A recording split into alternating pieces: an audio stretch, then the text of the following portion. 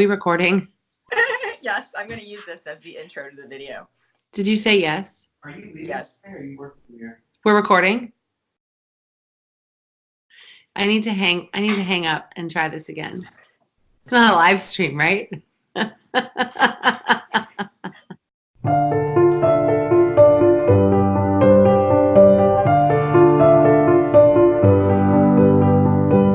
Okay, so next question. Can you talk about the different bridges in your vocal range? And this, I wrote this person's name and now I can't read it. Sanaya, I believe it is. Okay, Sanaya, yes. I mean, this is a very similar, if not an overlapping question to the mixed conversation, right? So we're talking about registers, and this is different amongst different types of music. You might have more agreed upon terms in the classical world. You might have more agreed upon terms depending on what you're singing, but especially when it comes to contemporary, I look at this like, okay, these are metaphors for different parts of our voice and different feelings. But I always like to remind my singers, you're singing with one voice. Like, your voice is not different in terms of how sound is created fundamentally when you're singing high or singing low. So what's different is that we have different muscles that are more or less engaged throughout your range, right? So that helps to create different like color, tone, and sound in your sound. And then, so that's the one muscular side of things. There's also how the vocal folds, that interacts with how the vocal folds are actually contacting one another, which also impacts sound. How if they're coming together in a more square configuration, if they're coming together lighter. So that also impacts the sound. But then there's one thing we haven't talked about, which is acoustics. And this has to do with your vocal tract. So your throat, mouth, all of what's above your vocal folds to your lips. So on the way out, that sound as it's created here, it's then filtered through your vocal tract. And your vocal tract, as we shape different vowels and different sounds, that changes the color. So I can sing like a,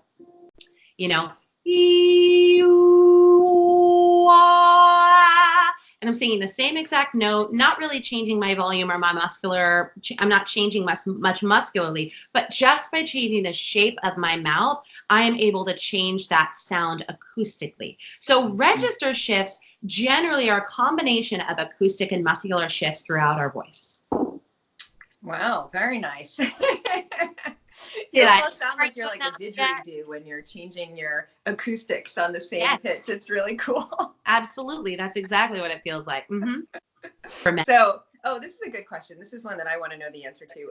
How do you approach teaching male voices versus female voices? And this is from James Brown. I don't think the James Brown, but a James Brown. Hey, James. Yes. Well, me personally, I always approach it from the fact that I am in a female body and I have had a female voice my entire life. So I approach it with curiosity, and I always look to learn as much as I can from male singers. Ultimately the anatomical differences between men and women depend on where you are in your life. So if I'm looking at 2 6-year-olds, a male and a female, you're going to have it's going to be completely similar. After we've gone through puberty in our life, that's where things start to shift in terms of the vocal tract and the vocal folds for men.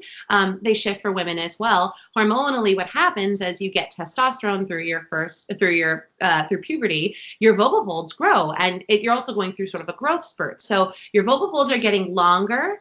I'm sorry, this kind of sucks, but through those growth spurts, like one can grow a little bit faster than the other, which is part of the reason during puberty it's so hard to maintain a steady voice and a steady tone. So go easy on your boys going through puberty when it comes to their voice. Like, that's just a journey that they will get through.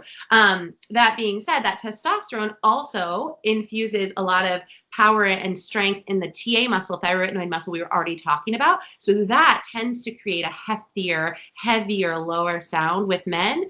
And I would say one thing I notice with men, and this is all like generalization, right? You're going to always find people who are exceptions to this rule. But a lot of times men are speaking in a lower register or a lower range, than women are, right? So women might be kind of talking all the way like this when they're getting really excited, but you don't have as many men using that much of their range while they're speaking.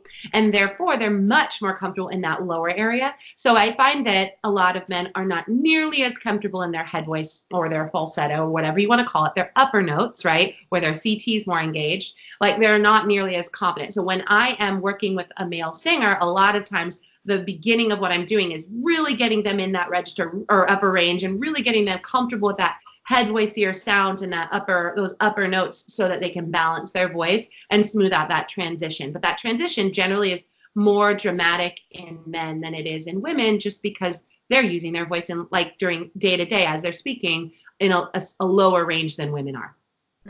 Very interesting. Do you ever encourage your male singers to try to use more dynamic speaking to practice those exercises? Yeah, sometimes. I mean, that's a hard one, because people don't like to change their voice. Even when sometimes I'll get singers who come in and they talk like this, and I'm just like, that's really bad for you. Maybe you should do something else. But people that you don't want to be thinking about changing your voice. You want to be authentic and natural to who you are as you're speaking. So I approach speech very cautiously and try to give people tips. So with range with men, I'm generally giving them exercises like the straw, things like that get them up there and they don't feel as exposed. But it's challenging. Yeah, I mean, this is probably a tangent for another day, but I was just thinking about how you made me think about how society's changing, and now it's more okay for men to express their emotions, whereas before they were much more expected to be stoic and not get excited, not get emotional, not cry. And so now that that's kind of going away, hopefully, and we're making that societal progress, maybe men will be more free to use their head voice and their falsetto and all of those speaking ranges and come in more used to using those areas of their voice in the future. Absolutely. Because one thing that I've learned from, a lot of my study is that the more we use our voice, the better, right? The more we can extend it up and down, whether you're doing it in speech or in singing exercises. It's sort of a use it or lose it type of thing. As in anything with our bodies, it's like if you want to stay relatively healthy, and what's the only thing that is proven to combat or help when it comes to aging? It's exercise, right? It's using your body. It's like if you have back pain or, if you've got issues with, mobility, one of the biggest things are heart problems. It's like, get out and walk, start exercising. It's no different with our voice. The more you exercise it and use it in a healthy, gentle way, I'm not talking about you've never gotten off the couch and then you're going to go run a marathon. So it's not like you've never really sung before and then you're going to start belting, Aretha Franklin. But the more you vocalize in a healthy way, similar to just going for a 15 or a 20-minute walk, you're going to get more use. Your voice will be more healthy. Your vocal folds will be more healthy in the long term. Mm-hmm. Yep. Use it or lose it, right? Yes. Use it or lose it. Okay. How long do you recommend to warm up daily? This comes from Cassie. I love that. It really, I am a big believer in frequency over length. So I actually wrote a blog on it on songbirdsf.com/blog. I've got a bunch of different stuff on there, but frequency is so much more important. So sometimes I have students who think they need to sing an hour every day. You don't, you can, you want to, if you're going to be singing an hour every day, you want to be doing it in a very focused, specific way. And you want to do, what you're doing and have a goal for that. I'm not saying you shouldn't, but a lot of singers, especially when you're getting started and just maintaining a healthy voice, 15 minutes a day is a great place to start. And that's part of the reason I love the straw, because it's like you can do that 5-10 minutes a couple times a day. Then you're getting your exercise in. And then a couple times a week, you can get more focused and start to target the technical aspects of your voice you're trying to improve, whether that's finding a vibrato or strengthening your belt or smoothing out your transition or getting more fullness in your upper register, or whatever it is that you're looking to do. But getting a warm up, I don't actually personally believe you need to warm up more than 15 minutes. If you're doing an hour worth of vocal workout, then for me, that turns into a workout where you're targeting things. So that's a little bit different. But warm up, 10-15 minutes. Mm-hmm. Especially with great exercises, you could even do it in 5. And you're going to show us some exercises soon with the straw. I'm excited for that. Okay, should you ever push, or should singing always feel relaxed? This comes from Luca. That's a good question with a lot of nuance. Generally, my answer is you want to feel relaxed and you don't want to push. And especially the less training you've had and the newer to singing you are, err on that side. You want to be relaxed. You want to find ease. If you're feeling pushing or a tense sensation, especially as a newer singer, you are likely overacting muscles that shouldn't be super contracted, and you could potentially cause yourself some damage, or just teaching yourself really bad habits, which in the long run will then cause you some vocal injury or put you at risk for vocal injury.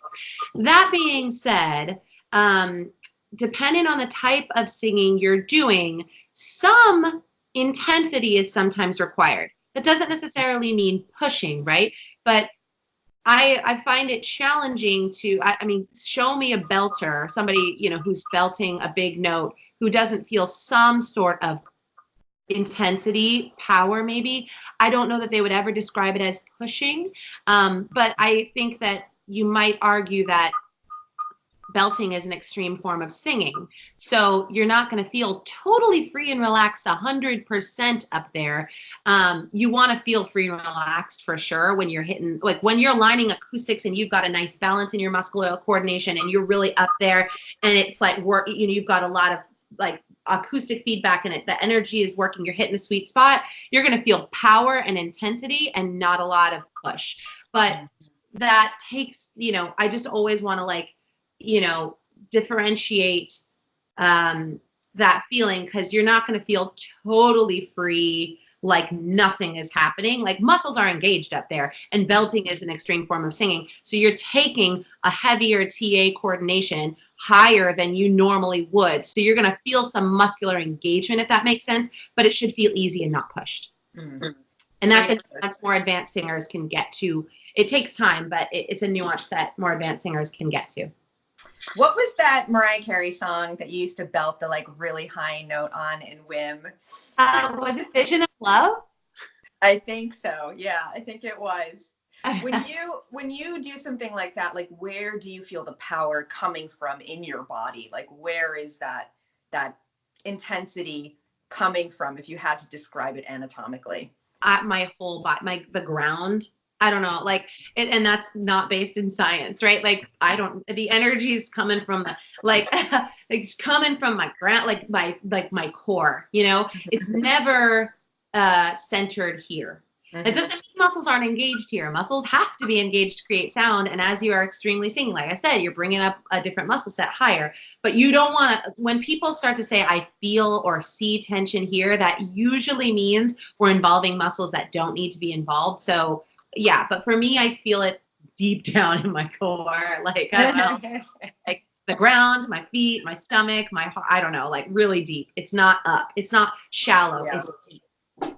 I feel like we could go on a 10-hour discussion of like how to get that tension and that intensity to move down in your body. Yeah. Do you have like a 1-sentence tip for people that are like feeling a lot of tension up there? Like how do you get them to release those unnecessary muscles and kind of get that feeling of engaging lower? I think part of it is being patient with yourself and knowing it will take time, and not trying to bang that note out just like Jessie J in your like second month of singing. Like it takes time to understand your voice.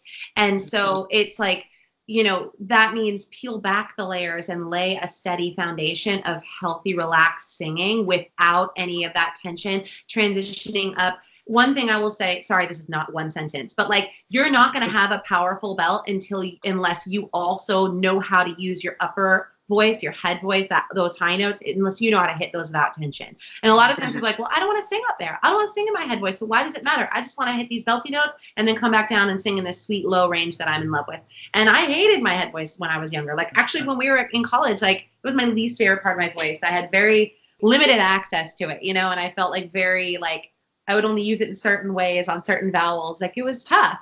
But, as I grew, the more I developed those higher notes and allowed myself to transition earlier and not push myself to belt all that stuff, it took a while, but that foundation like balanced my voice throughout and allowed me to then build a healthier belt that I had much more control over. Mm. Great answer. There's no shortcuts, guys. You got to put in the time and really study. Good technique.